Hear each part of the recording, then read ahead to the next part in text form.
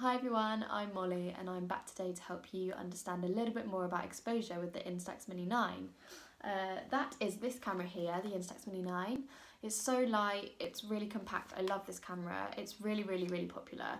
And on top of that you can adjust the light settings. So put simply, most cameras have 3 different ways of adjusting light settings. If you put too much light into your camera, then your photo will come out too bright, and if you put too little light into your camera, then your photo will come out too dark. Whereas most cameras have all 3 of these settings and you kind of have to find a balance between all 3 of them to get the right exposure. The Instax Mini 9 has 2 of these settings fixed, so you just need to focus on one of them. People that are photographers or know more about cameras, they'd call this the aperture. If you don't know what aperture is, don't worry about it too much. In very basic form, it just means that you're opening and closing the hole that lets light inside your camera. So in the case of the Instax Mini 9, you can control how open or closed your aperture is by using this brightness adjustment dial. It has 5 settings and these are inside, cloudy, sunny, very sunny, and high key. This is so simple to use, which is great because when you're taking a photo on your Instax camera, or at least when I'm taking a photo on mine, it's always in the moment, it's really quick, it's of my dog, it's of my mates, it's something really fun that's happening right now, and the last thing you want to be doing is really sort of fiddling with all the different light settings to make sure your photo comes out the best that it possibly can. But to make all of this even simpler, there's a really great feature on the Instax Mini 9, which is the light indicator setting. When you turn your camera on, one of these 5 light settings will be illuminated in orange. This is telling you what setting the camera thinks you should select.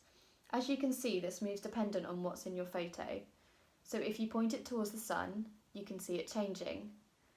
Make sure to match up the circle with the light indicator to make the best possible photo. So I'm quickly going to explain all of these settings and when is best to use them. So first we have inside. Now inside doesn't technically have to be inside. I know there's a house symbol there, but it could just be when the natural light is really low, when it's getting dark, maybe when you're in a forest and there's loads of trees overhead and there's not much natural light being able to come through the trees.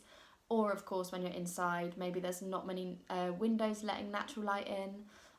Or if it's just a really grey day and you're just not feeling like there's a lot of ambient. So here, I've got 2 examples now popping up of different indoor shots that I've taken using this setting. I'm currently filming this in the self-isolation period, so I haven't been able to go to the forest, so I've stuck to indoors. And then next we have cloudy, sunny and very sunny. I'm going to do these all 3 together because you can kind of judge them yourself from just the light around you and looking around you. If it's cloudy outside, then easy, sunny, also easy. Very sunny, I use this setting when I'm somewhere really bright, like maybe at the beach and the sand is reflecting all the light from the sun, or a white wall where the same thing's happening, or just midday when the sun is highest in the sky and it's really harsh. I also wanted to quickly show you what it would look like if you didn't get it quite right. So here's one option with the cloudy image, which I have here just to remind me. And this image I took as cloudy, as you can see here. But then I also took it on the sunny setting, which allows less light into the camera, and this was the result. So you can see just from one light setting how different the images are and how important it is to get it right. Lastly but not least is the high key setting.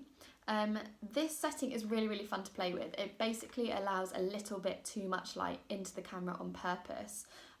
So you can get some kind of really punchy, bright images without them being completely white and too ghosty.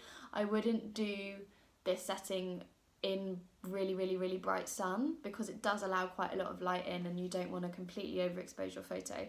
But you can play around with this and make some really cool images. Thanks so much for watching this quick tutorial and I hope it helps. And make sure to share and tag Instax in your photos on social media.